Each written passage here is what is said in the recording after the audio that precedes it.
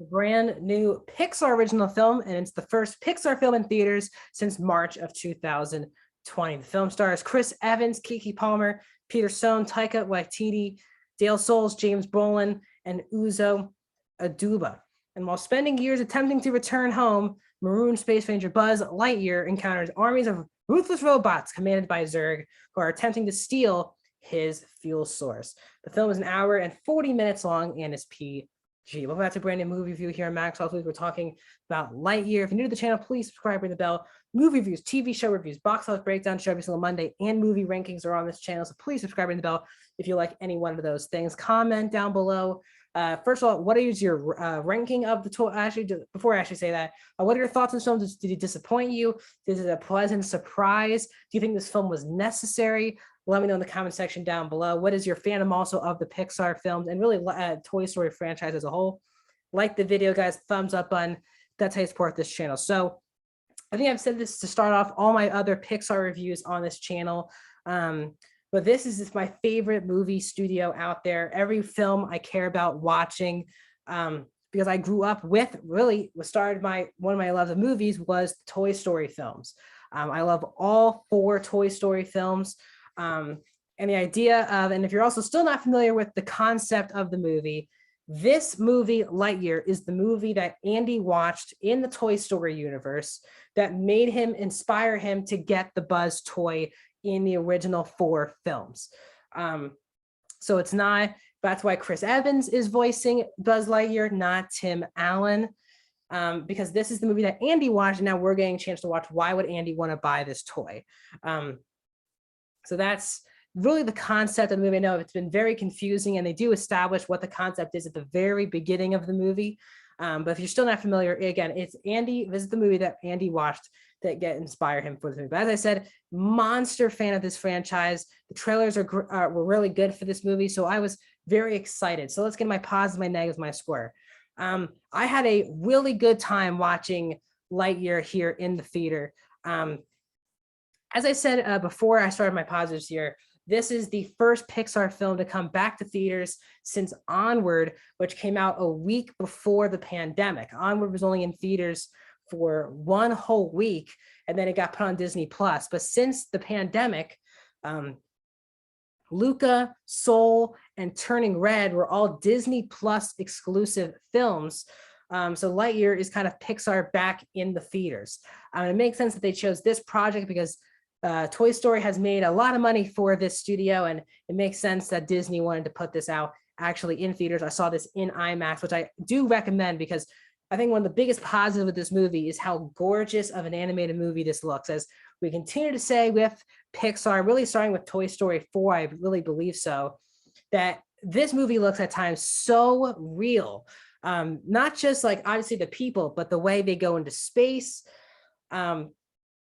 When they go to light speed, it's gorgeous. This movie is really gorgeous to look at from start to finish. And all the hardworking animators who've been working on this film deserve a huge round of applause because this is a masterpiece of a looking animated film. And Pixar has been really the top studio with having these movies look. I mean, just gorgeous, gorgeous movie from start to finish, which is a huge plus with the movie. Another plus is that this is, again, a very fun bunch of characters. I do like Chris Evans as Buzz Lightyear. If you're that much into the Tim Allen one to a point where you can't see anyone else playing Buzz, that's kind of your issue with or without seeing the movie. But Chris Evans does a very good job, and Buzz has a lot of lessons to learn. He's very not selfish, but he just believes in himself to a fault, believes in himself too much to a fault that cost a lot of people, but actually didn't turn out to cost a lot of people. And that's kind of a lesson he has to learn. I thought Keke Palmer was very good as well. She plays Izzy Hawthorne, the granddaughter of Buzz's of Buzz's best friend, who's played by Uzo Aduba, Alicia Hawthorne. I actually love the Hawthornes in this movie. First of all, Alicia, who's in like the first 20 minutes of the movie, she's really good as well. And you really buy the friendship between Alicia and Buzz. And really, that's one of the driving forces of wanting Buzz to complete this mission. And then when meeting Izzy in the future, as I'm not spoiling, it's in the trailer, Buzz and Izzy have a really good relationship, and how first of all, family legacy, what that's supposed to mean to a person, and also trust as well.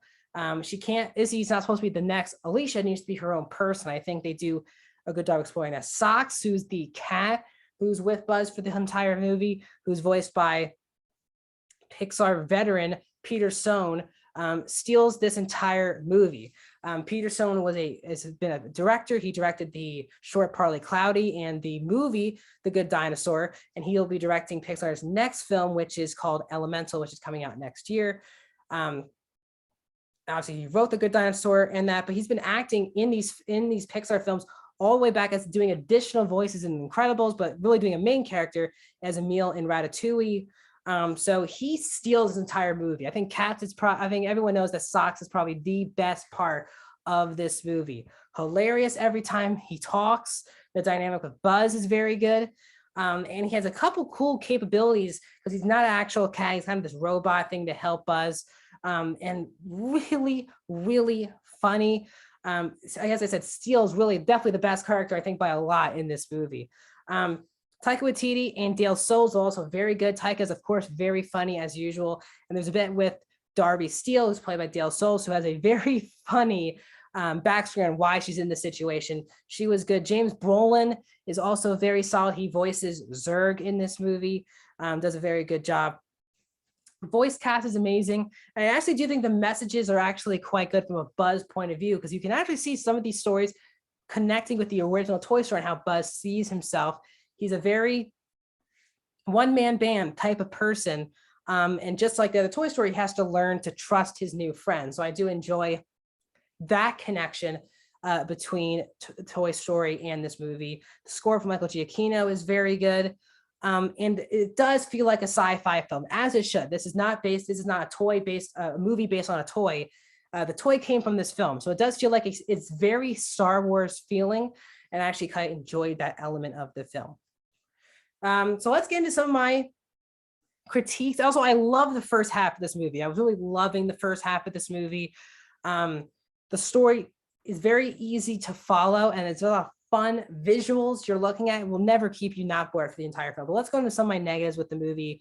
I was very excited for this movie and Buzz himself, I was also very excited because, as you know, if you follow the Toy Story franchise, that Zurg is kind of the ultimate villain for Buzz Lightyear. And I think they really did drop the ball on Zurg. I don't get into why, because that will be spoiler related. But I do feel like that Zurg looks really great. But once you get into the character of Zurg, and especially towards the third act of the movie, I got pulled out of the movie when this element started to become a main focus of the story. And Zurg was someone I was very excited about because his bit with Buzz in Toy Story 2 is one of my favorite aspects of the movie. Now, if you look back, maybe it probably won't make a lot of sense why that joke is even in there, which was a bit off. And I just wish Zurg felt like more of a threat, because when they built him up even as a toy, he was built up, I think, better as a toy than he was as an actual movie villain in this movie. I do think there's also a lot of just missed opportunities that I also, again, can't really get into, that involves the Toy Story films, that I don't want to get into, that I thought were definitely some missed opportunities that they could have gone to, because this just doesn't, as it should, it does not feel like a Toy Story film, because it's not toys, they're in space. As I said, I actually don't, if you're a person who wants to cry and expects to cry in every single Pixar film, I just didn't feel myself too unwrapped emotionally with the story. I think it's a good story, but when you're looking at Pixar, they have such a high bar that this film, well, as I said, I really like this movie. It just, for me, doesn't get to anywhere near top tier Pixar. And I'm going to do a ranking video ranking this film in the Toy Story franchise in itself. But I don't think it hits, not even close to the highs of those movies. This movie is a very fun movie from start to finish, but it doesn't have a deep, I don't think, enough story to really carry you through. But overall, I had a really good time watching Lightyear. While this might not be top tier Pixar, I still feel like it's a great return to form for theaters. If you like the Toy Story franchise, definitely go see it. If you like Pixar, definitely go see it. If you're an animation fan, definitely go see it. I just think it's a fun time in the movies, and one of the more blockbustery feeling Pixar films they have ever made to date. So I'm going to give Lightyear a 4 out of 5 stars, 75% for Lightyear. I enjoyed this film. I wanted to love it when I was going in. I did not get a chance to get there. Also, another note: there are three post-credit scenes, and it's not over until the actual movie ends. After the the Pixar logo at the very end. The most important of the three post-credit scenes is at the last post-credit scene, which is at literally the end of the movie.